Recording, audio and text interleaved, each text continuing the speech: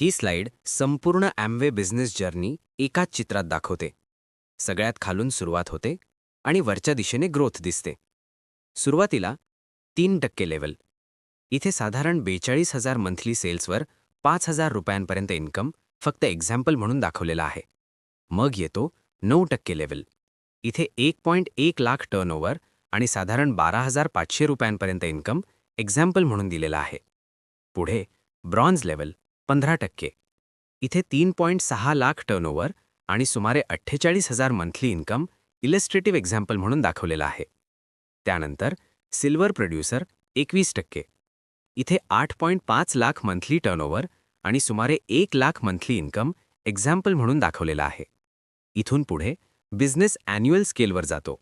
Founders platinum, जिथे annual turnover साधारण 1 कोटी रुपये आणि ॲन्युअल इन्कम सुमारे 14 लाख रुपये एक्झाम्पल म्हणून दाखवलेली आहे.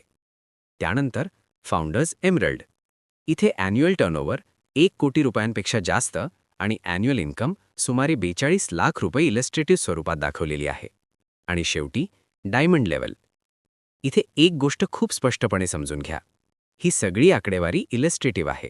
म्हणजेच गॅरंटी नाही, प्रॉमिस नाही आणि फिक्स्ड इन्कम नाही.